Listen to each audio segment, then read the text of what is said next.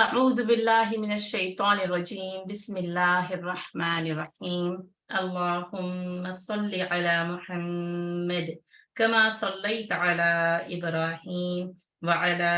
آل إبراهيم إنك حميد مجيد اللهم بارك على محمد وعلى آل محمد كما باركت على إبراهيم وعلى آل إبراهيم إنك حميد مجيد الرحیق المختوم سیرت النبی صلی اللہ علیہ وسلم کا مطالعہ اب اپنے اختتامی اور تکمیلی مراحل میں داخل ہو چکا ہے۔ اس تکمیلی مراحل میں مصنف نے نہایت خوبصورت انداز سے نبی صلی اللہ علیہ وسلم کے اخلاق و اوصاف کا باب قلم بند کیا ہے، جس میں انہوں نے سب سے پہلے حلیہ مبارک صلی اللہ علیہ وسلم بیان کیا، اور اس کے بعد نبی صلی اللہ علیہ وسلم کے سیرت و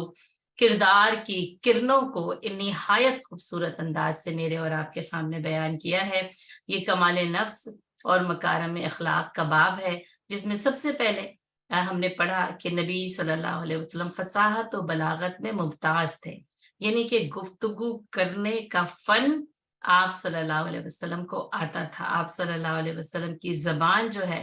وہ ادب کا ایک بہترین اظہار تھا۔ اسی میں آپ صلی اللہ علیہ وسلم کی زبان میں جو کہ یعنی کہ بنو ہاشم اور پھر اس کے بعد بنو سعد کی فصاحت و بلاغت آپ صلی اللہ علیہ وسلم کو عطا کی گئی۔ آپ صلی اللہ علیہ وسلم کی زبان میں وہ بدویوں کا سا زور بیان اور بے ساختگی بھی تھی، اور اسی کے ساتھ ساتھ شہریوں کی شائستگی اور شگفتگی اور شستگی الفاظ بھی آپ صلی اللہ علیہ وسلم کی گفتگو میں موجود تھی۔ اور ان ہوا الا وحی یوحا وما ینطق عن الہوا، اور وہی آپ صلی اللہ علیہ وسلم کی گفتگو کی رہنمائی کیا کرتی تھی۔ اس کے ساتھ ساتھ ہم نے 4 اور صفات دیکھی تھی، یعنی کہ اگر نمبر 1 آپ فصاحت و بلاغت لکھیں یعنی گفتگو کرنے کا فن، اور اس کے بعد نمبر 2 بردباری، نمبر 3 قوت برداشت، نمبر 4 قوت پا کر درگزر، اور نمبر 5 مشکلات پر صبر۔ یہ آپ صلی اللہ علیہ وسلم کی شخصیت کا ایک بہترین خاصہ تھا کہ جن کے ذریعے اللہ نے آپ صلی اللہ علیہ وسلم کی تربیت کی تھی، اور یہ خاص طور پر یہ 4 صفات آپ صلی اللہ علیہ وسلم کی بلندی کردار میں بدرجہ اتم پائے جاتے تھے۔ اس کے بعد آپ دیکھیں تو ہم نے آسانی پڑھا، یعنی آپ اس کو چھٹا جو ہے وہ آسانی کے ساتھ اس کو ہائی لائٹ کر سکتے ہیں۔ میں نے اسی طریقے سے جو ہے وہ یعنی اس کو سمجھ کر پڑھانا شروع کیا۔ تو وہ آسانی جو کہ حضرت عائشہ رضی اللہ تعالیٰ عنہ فرماتی ہیں کہ آپ صلی اللہ علیہ وسلم 2 کاموں کے درمیان آسانی والے کام کو اختیار کرتے تھے۔ اور دین و یسر، ہمیں پتہ چلتا ہے کہ دین آسانی کا نام ہے۔ تو انسان مشکلات سے جلد گھبرا جاتے ہیں، وہ اس کام کو تکمیل تک نہیں پہنچا سکتے جس میں مشکل زیادہ ہو۔ تو جیسے انسان مشکلوں سے گھبراتا بھی ہے، مشکلوں سے تنگ بھی ہوتا ہے، تو اللہ تعالیٰ نے بس انسانوں کے لیے اور اہل ایمان کے لیے آسانی کا ارادہ کیا۔ آپ آسان کام اختیار کرتے لیکن آپ گناہ کا کام اختیار نہیں کرتے تھے، کیونکہ فوری طور پر آپ دیکھیں گے کہ وہ یعنی جوئے کو بھی میسر کہہ دیا گیا، آسانی سے جلد حاصل ہو جانے والی دولت جس میں محنت جو ہے وہ یعنی ہوتی ہی نہیں ہے، یا پھر یہ کہ نہ ہونے کے برابر ہوتی ہے۔ تو یہ کہ گناہ کا کام نہیں کہ وہ آسان ہے تو بس اس آسان کی کام کو اختیار کر لیا جائے۔ اگر گناہ کا کام ہو تو آپ صلی اللہ علیہ وسلم اس سے سب سے زیادہ دور رہتے تھے،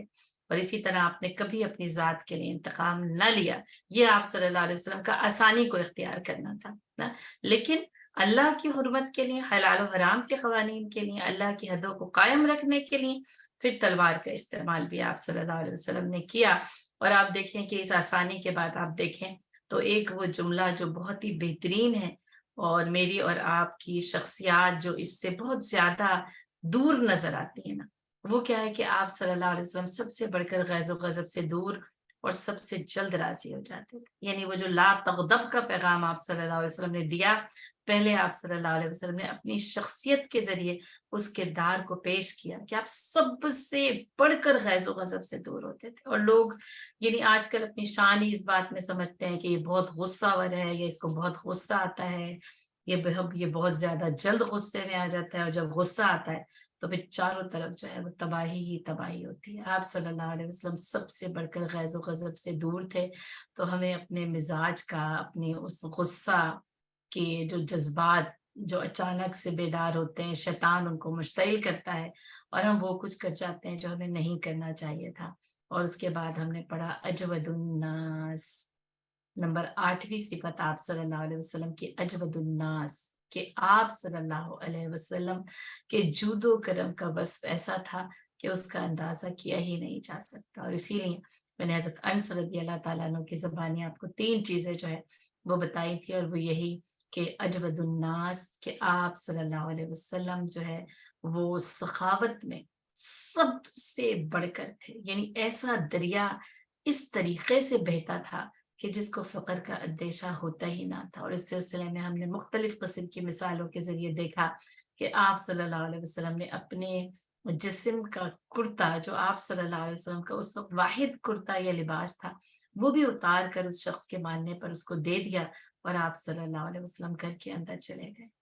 نا۔ اور رمضان میں یہ دریائے سخاوت اپنے عروج پر ہوتا تھا، جیسا کہ کوئی ایک آندھی جو تیزی کے ساتھ چلتی ہے اور سب کچھ اڑا کر لے جاتی ہے نا۔ اور آپ صلی اللہ علیہ وسلم سے کبھی ایسا نہ ہوا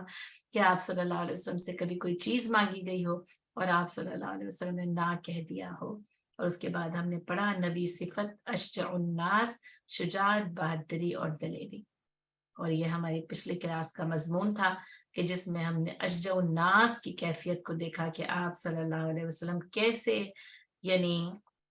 وہ سارے کے سارے جو مراحل کہ جن میں انسان جو ہے وہ گھبراتا ہے، ڈرتا ہے، بڑے بڑے بہادر، اور حضرت علی رضی اللہ تعالیٰ عنہ جیسے بہادر اور فاتح خیبر کا یہ کہنا ہے کہ ہم یعنی جنگ کے میدان میں آپ صلی اللہ علیہ وسلم کی آڑ لیا کرتے تھے، ان کی پناہ لیا کرتے تھے۔ آپ صلی اللہ علیہ وسلم سے بڑھ کر کوئی شخص دشمن کے قریب نہ ہوتا تھا۔ یہ ایمان نہ، یعنی اس کی بہادری اور دلیری ضروری ہے، لازم اور ملزوم ہے، اور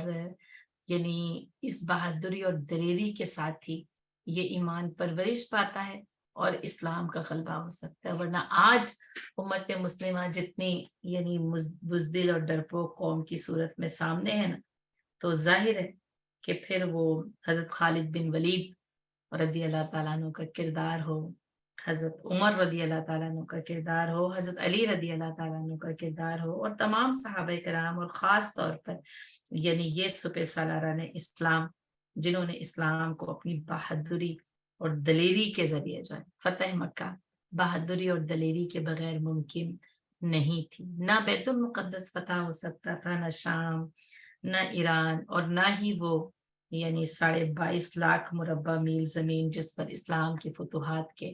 جھنڈے لہرائے تھے۔ اور یہ سب کچھ، اس کی جڑ، اس کی اصل وہ رسول اللہ صلی اللہ علیہ وسلم کا شجاعت، بہادری اور دلیری میں آگے ہی آگے بڑھنا ہے۔ اور پھر اس کے بعد آج ہم پڑھیں گے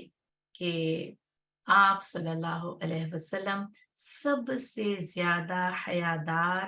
اور پست نگاہ تھے۔ اب یہ اس کو حیا کا نام بھی آپ دے سکتے ہیں، اس کو حیائے رسول صلی اللہ علیہ وسلم بھی کہا جا سکتا ہے۔ اور دراصل نبی صلی اللہ علیہ وسلم کی شخصیت کا یہ وصف جو ہے وہ بہت بہترین ہے۔ اور جیسا کہ آپ صلی اللہ علیہ وسلم نے حیا کے متعلق فرمایا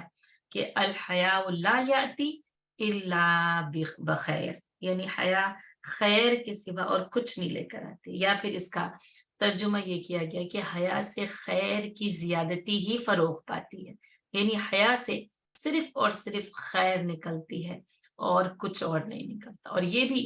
یعنی اس کا مطلب بیان کیا کہ کسی بھی چیز کی یعنی زیادتی جو ہے وہ پسندیدہ تو نہیں ہے، لیکن سوائے حیا کے، کہ حیا میں جتنی زیادہ زیادتی ہو وہ اتنی ہی زیادہ محبوب ہے اور دل پسند ہے۔ اور آپ صلی اللہ علیہ وسلم نے فرمایا کہ ہر چیز کا یا ہر دین کا ایک بنیادی وصف ہوتا ہے، ایک بنیادی صفت ہوتی ہے، اور اسلام کی یہ بنیادی صفت حیا ہے۔ اسی طرح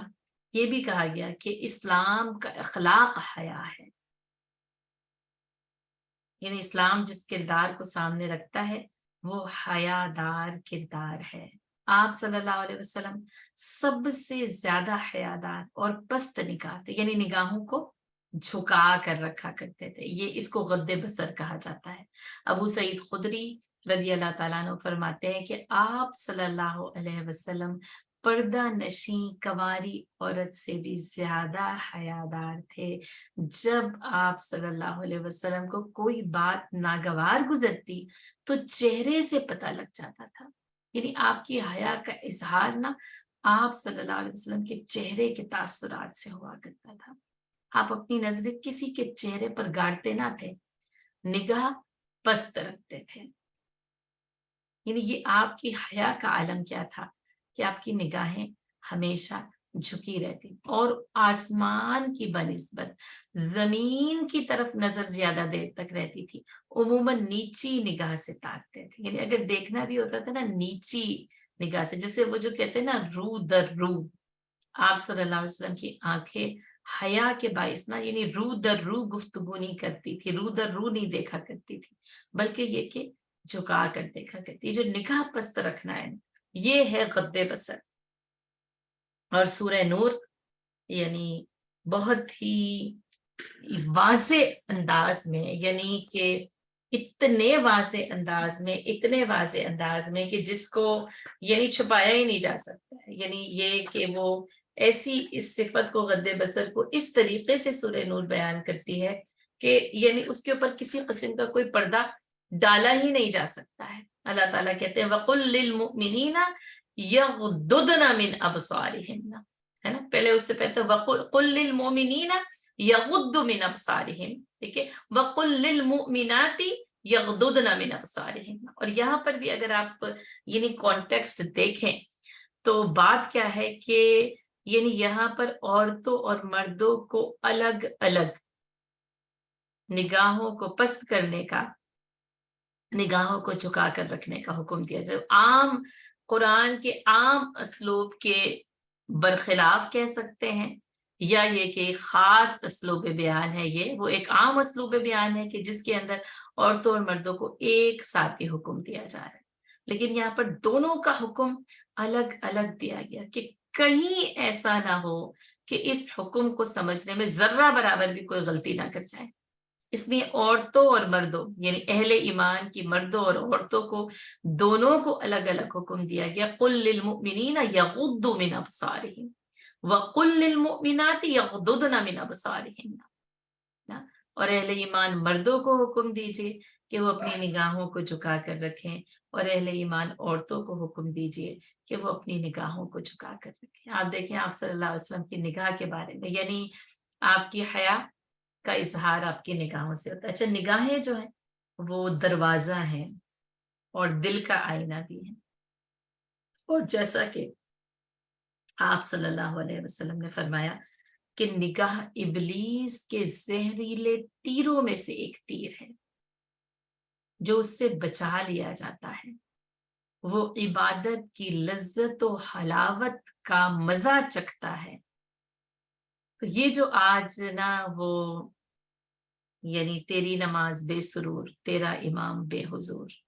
ایسی نماز سے گزر ایسے امام سے گزر، یہ جو آج بے سرور نمازیں بے لذت عبادات ہے نا، اس کی وجہ کیا ہے؟ نگاہوں کی حفاظت نہیں ہے۔ اس حیا میں آپ دیکھیں سب سے پہلے نگاہوں کی حفاظت آتی ہے، کیونکہ وہ آئینہ ہے، ابلیس کے زہریلے تیروں میں سے ایک تیر ہے جس کے ذریعے وہ نشانہ بازی کرتا ہے۔ نگاہیں اٹھتی ہیں یعنی وہ مناظر دیکھتی ہیں، پھر وہی وہ دیکھتی ہیں، وہ دل میں اترتا ہے، دماغ ان کے بارے میں سوچتا ہے،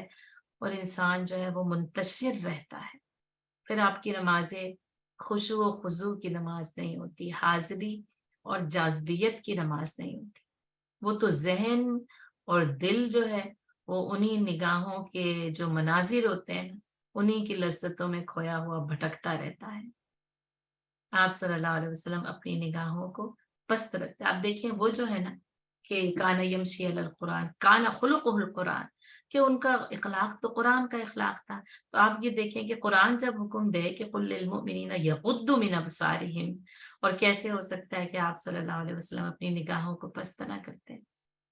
سب سے زیادہ آپ صلی اللہ علیہ وسلم قرآن کے یعنی احکام پر عمل کرنے والے تھے، تو آپ صلی اللہ علیہ وسلم کی حیا کا سب سے پہلا مظہر کیا تھا؟ آپ کی نگاہوں کا پست ہونا۔ اچھا، باقی جو سارے احکام جیسے اس سورہ نور کے اندر بھی بیان کیے گئے ہیں، اور اگر آپ یعنی لباس اور پردے کے احکامات دیکھیں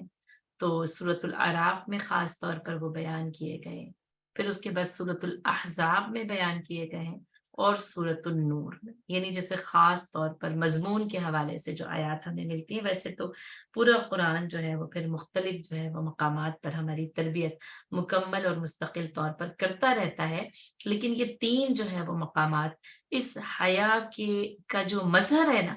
جس کے اندر آپ یوں سمجھیں کہ جیسے ستر یعنی لباس اور حجاب، یہ تینوں خاص طور پر آتے ہیں نا، اور اس پھر خاص طور کے اندر پھر یغض من ابصارہم کا پیغام آتا ہے کہ یعنی کوئی انسان وہ سر سے لے کر پیر تک جو ہے وہ یعنی ستر، لباس اور حجاب کے حدود و قیود میں تو ہے، لیکن نظریں آزاد ہوں، نظریں بھٹکی ہوئی ہوں، تو یہ مکمل نہیں ہوتا نا۔ کہا جاتا ہے پردہ آواز کا ہے، کہا جاتا ہے پردہ دل کا ہے، کہا جاتا ہے بس پردہ نظر کا ہے، تو کہا جاتا ہے پردہ لباس کا ہے۔ تو اصل بات کیا ہے کہ پردہ بینا جیسے ہمہ جہت ہے، ہر لحاظ سے ہے، لباس کا بھی ہے، نظر کا بھی ہے، دل کا بھی ہے، آوازوں کا بھی ہے، ہر چیز کا پردہ ہے، اور وہ ہر چیز یعنی جب اس پردے میں مکمل ہوتی ہے نا،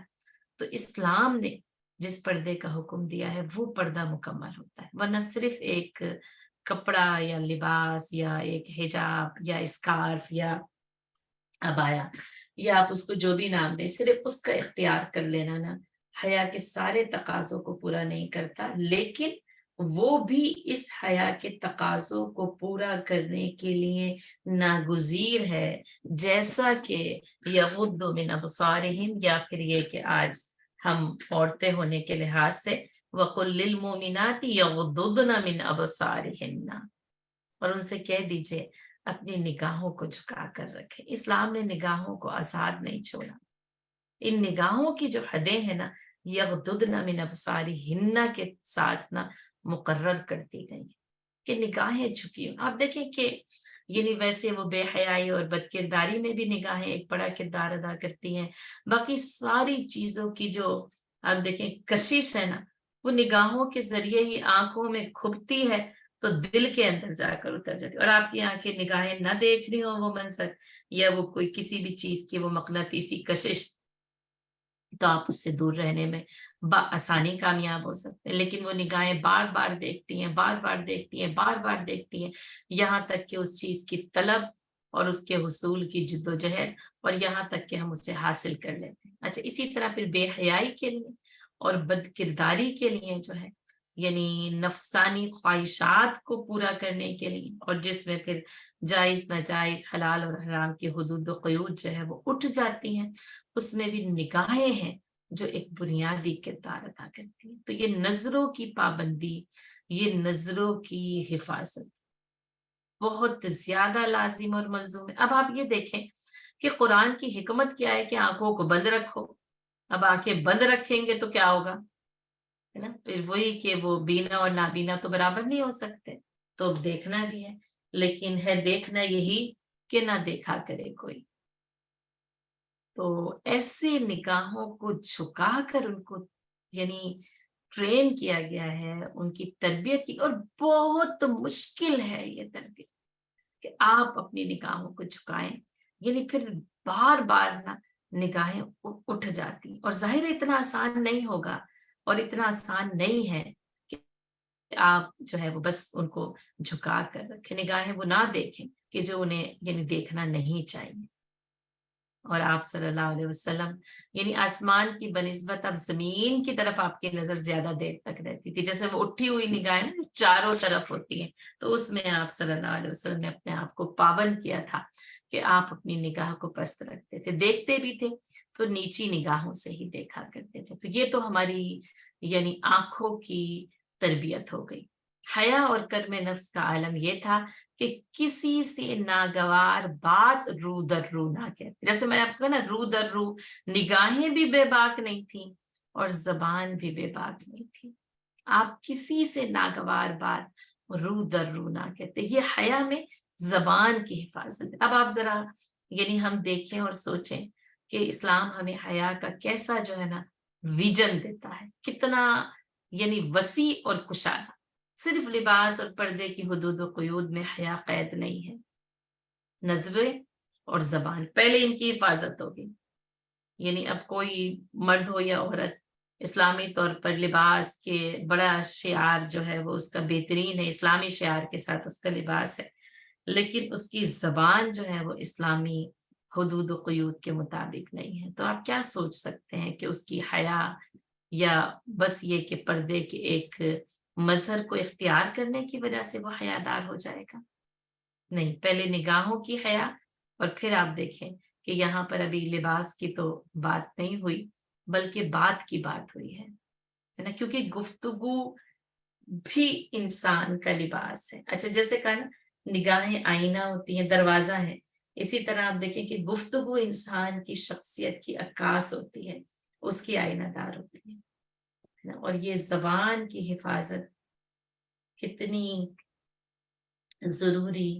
لازم اور ملزوم ہے۔ اور آپ یہ دیکھیں کہ سورہ طٰہٰ جب ہم نے پڑھی تو اس میں آپ کو قرآن میں موجود اقوال سے ایک مرتبہ جو ہے وہ یعنی نظر ہم نے ان کے اوپر ڈالی تھی کہ اللہ تعالیٰ ہمیں کیسے قول اختیار کرنے کی ترغیب دیتا ہے۔ کہیں قولاً کریمہ، کہیں قولاً معروفہ، کہیں جو ہے وہ قولاً سدیدہ، کہیں جو ہے وہ قولاً لینا، کہیں پر قولاً میسورا۔ یعنی یہ ہمارے قول کی تصحیح کی گئی نا کہ تمہیں بات کیسے کرنی چاہیے نا، اور بات یعنی ان سارے قول، اور پھر وہ بات جو ہے وہ ناگواری کی بات نہ ہو، وہ ایک قول عظیم تھا کہ اس کو پسند نہیں کیا گیا، تو کسی سے ناگوار بات رو در رو نہ کہتے، اور کسی کی کوئی ناگوار بات آپ صلی اللہ علیہ وسلم تک پہنچتی تو نام لے کر اس کا ذکر نہ کرتے، بلکہ یوں فرماتے کہ کیا بات ہے کہ کچھ لوگ ایسا کر۔ اب آپ حیا کا عالم دیکھیں، اب پتہ چلا ہے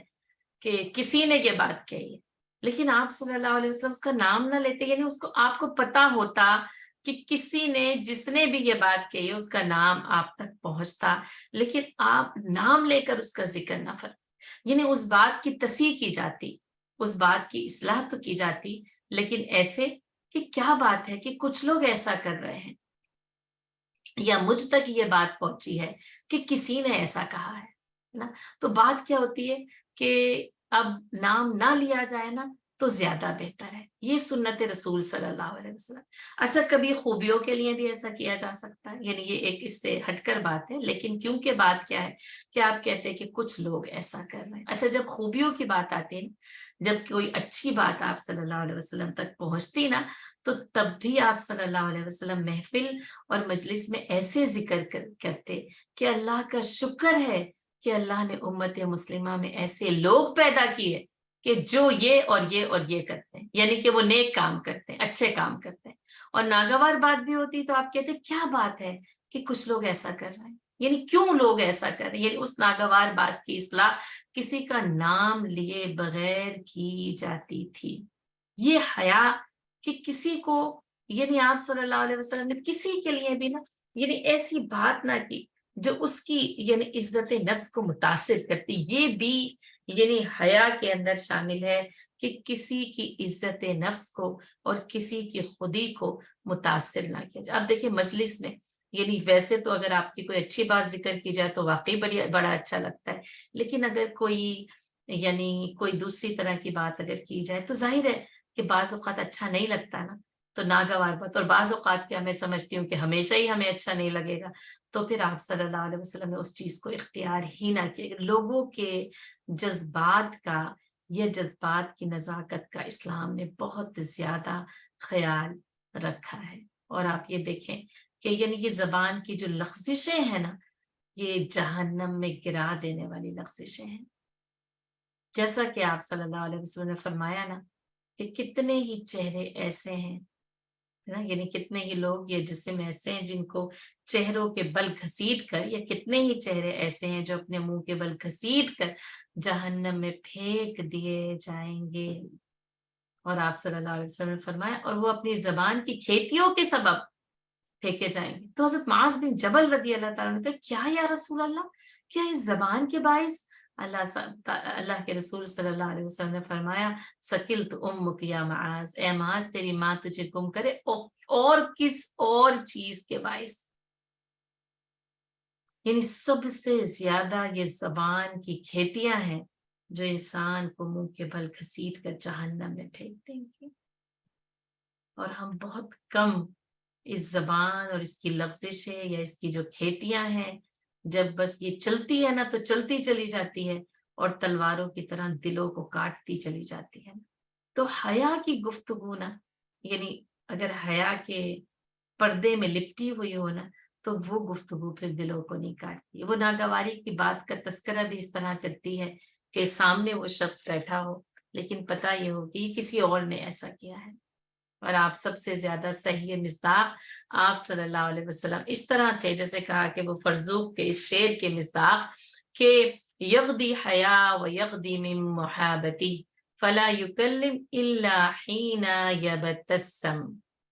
آپ حیا کے سبب اپنی نگاہ پست رکھتے تھے اور آپ کی ہیبت کے سبب نگاہیں پست رکھی جاتی تھی، اور چنانچہ آپ صلی اللہ علیہ وسلم سے اسی وقت گفتگو کی جاتی ہے جب کہ آپ تبسم فرما رہے ہوں۔ یعنی وہ جو آپ صلی اللہ علیہ وسلم کی ہیبت تھی نا، تو اس کے باعث آپ صلی اللہ علیہ وسلم سے بھی نگاہیں پست کی جاتی تھی۔ اور جیسا کہ ہم نے حلیہ مبارک میں دیکھا نا کہ صحابہ کرام نے فرمایا کہ ہم آپ صلی اللہ علیہ وسلم کے چہرے کے جلال کی ہیبت کے سبب آپ کی طرف نگاہیں اٹھا کر نہ دیکھ پاتے۔ وہ پھر بس چند ہی تھے جنہوں نے آپ صلی اللہ علیہ وسلم کا حلیہ مبارک اس طریقے سے بیان کیا ہے، اور آپ سے گفتگو بھی اس وقت کی جاتی جبکہ آپ تبسم فرما رہے ہوتے تھے، یعنی جب کہ آپ کے چہرے پر بشاشت کے آثار ہوتے تھے اس وقت آپ سے آسانی کے ساتھ گفتگو کی جاتی تھی۔ ورنہ یہ ظاہر سنجیدگی کیونکہ اکثر آپ صلی اللہ علیہ وسلم پر غالب رہتی تھی، تو پھر لوگ اس وقت آپ صلی اللہ علیہ وسلم کی عظمت اور محابتی ہیبت کے سبب آپ صلی اللہ علیہ وسلم سے گفتگو فرماتے ہوئے احتیاط کیا کرتے تھے۔ تو یہ حیا جو کہ اپنے پورے، یعنی جس کو آپ کہتے ہیں کہ چاروں اطراف سے نبی صلی اللہ علیہ وسلم نے حیا کا درس دیا۔ آپ کی زبان، آپ کا لباس، آپ کی نگاہیں، سب کچھ حیا کے تابع تھی۔ اور جیسا کہ آپ صلی اللہ علیہ وسلم نے فرمایا نا کہ تم اللہ سے ایسی حیا کرو جیسا کہ اس سے حیا کرنے کا حق ہے، تو فرمایا کیا کہ آخر اللہ سے حیا کرنے کا حق کیا ہے؟ تو آپ صلی اللہ علیہ وسلم نے فرمایا کہ تم اپنے دماغ اور اس میں آنے والی سوچوں کا خیال کرو، اور تم اپنے پیٹ اور اس میں جانے والی چیزوں کا خیال کرو۔ یعنی اس میں کیا کیا گیا؟ سوچے اور غذا، اس کو پاکیزہ کیا گیا ہے، کیونکہ یہ جو حیا ہے یہ پاکیزگی نفس ہے نا۔ اس حیا کے ذریعے انسان سر سے لے کر پیر تک پاکیزہ ہوتا ہے۔ اب آپ دیکھیں دماغ اور آنے والے خیالات اگر وہ پاکیزہ نہیں ہیں، خیالات پاکیزہ نہیں ہے، زبان پاکیزہ نہیں ہو سکتی، کردار پاکیزہ نہیں ہو سکتا، تو وہاں پر پھر خیالات کی اصلاح کی گئی، اور پھر وہی کہ پیٹ کے اندر حلال جاتا ہے کہ حرام جاتا ہے، کیونکہ اگر حرام جاتا ہے تو تب بھی پاکیزگی اور حیا مکمل نہیں ہو سکتی۔ تو کہا اللہ سے ایسی حیا جیسا کہ کرنے کا حق ہے نا، تو اس میں سوچے بھی پاکیزہ ہوں، اور انسان کا یعنی جو غذاؤں کا حلال اور حرام کی جو حدود و قیود ہیں وہ بھی مکمل ہوں۔ پھر وہ یغضضن من ابصارہن یا یغض من ابصارہن، اس کے اوپر عمل پیرا ہو، اس کی زبان جو ہے وہ فصاحت و بلاغت، لطافت و شیرینی کی آئینہ دار تو ہو، لیکن وہ ناگوار باتیں، جھوٹ، غیبت، بہتان، الزام تراشیاں اور فحش گوئی۔ اس حیا میں یہ جو زبان کی حفاظت ہے نا، اس کے اندر کیا ہے کہ اس میں فحش گوئی نہیں ہونی چاہیے. انشاءاللہ اس فحش گوئی کے اوپر آگے بھی جو ہے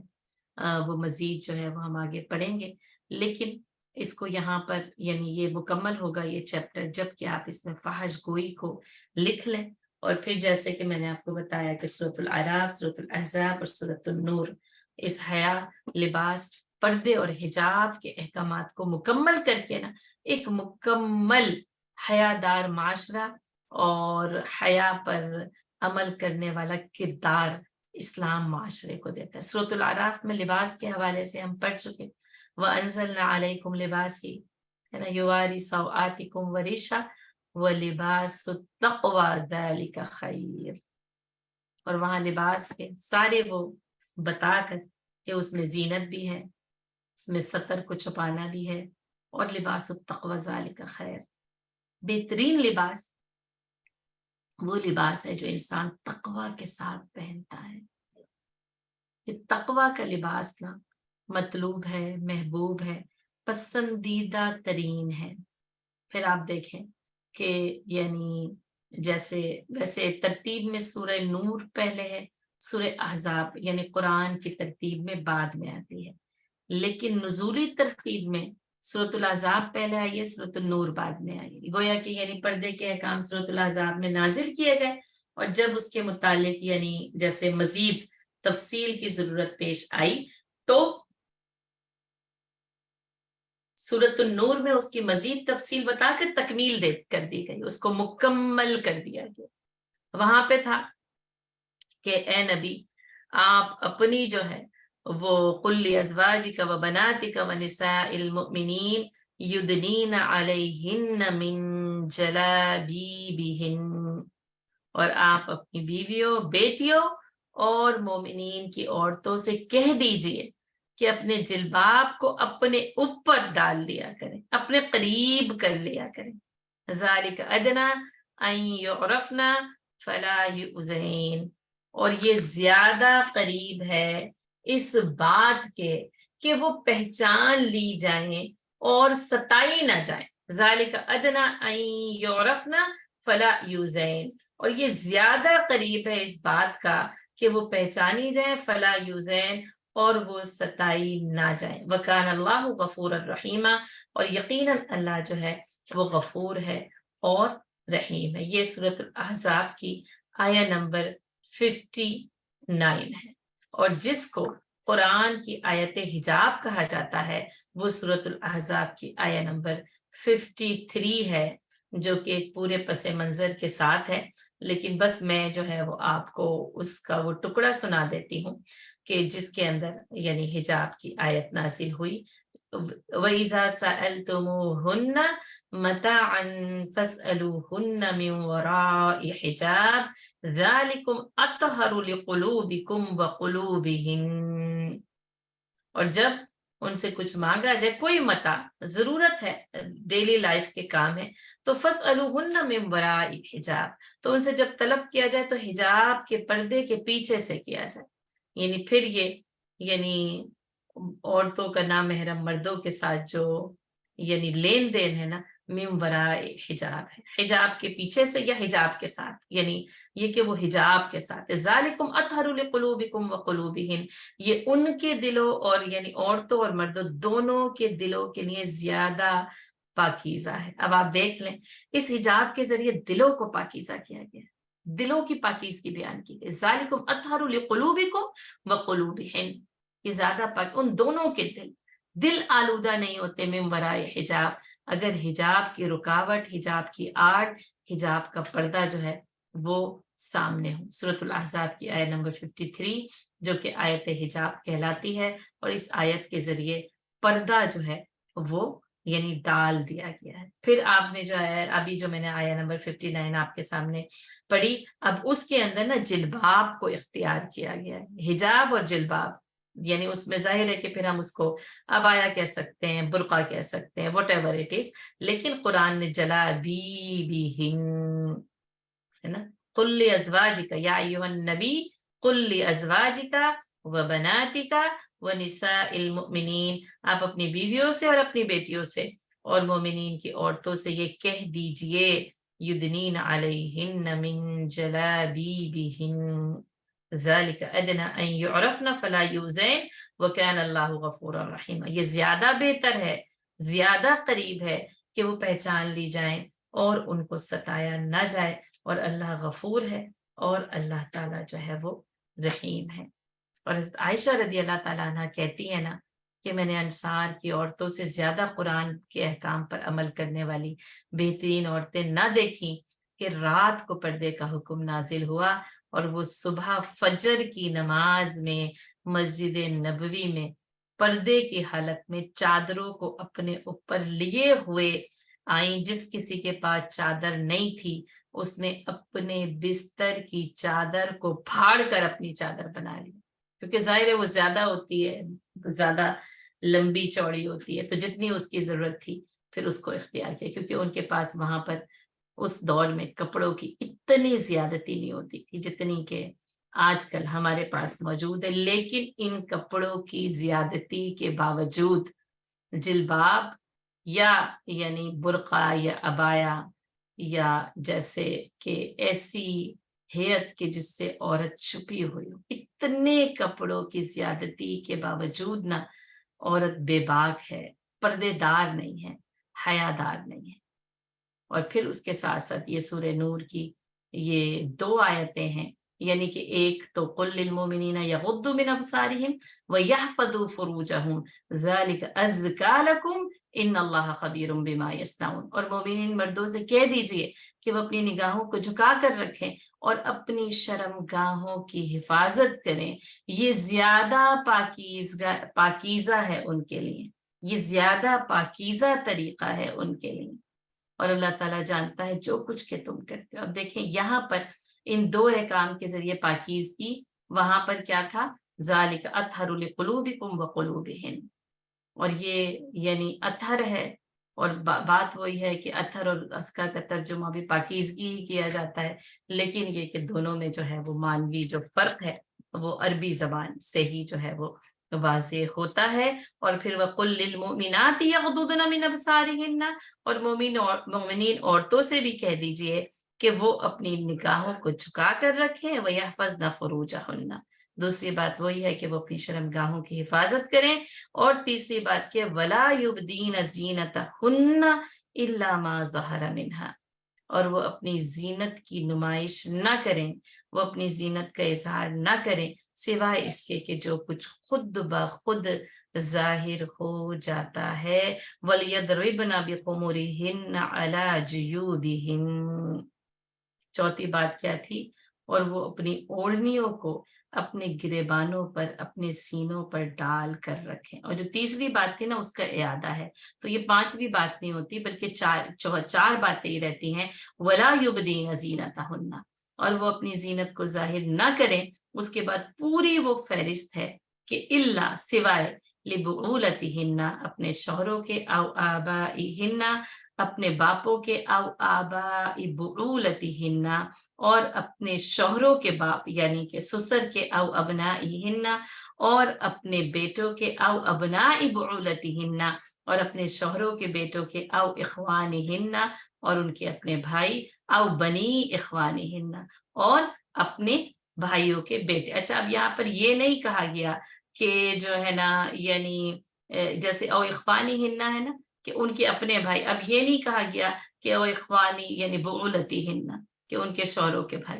तो यहीं से पता चल जाता है कि ये लाइन किस तरीके से आगे जो है वो बढ़ेगी। औ बनी अखवातिहिन्ना, और अपनी बहनों के बेटे यानी कि पहले भतीजे और फिर भांजे, औ निसाइहिन्ना, और उनके ही जैसी अपनी औरतें, औ मा मलकत ऐमानुहुन्ना, और वो जिनके दाहिने हाथ उनके दाहिने हाथ जिनके मालिक हुए, अवित ताबिईना, और वैसे यानी मुत्तबे जो ताबे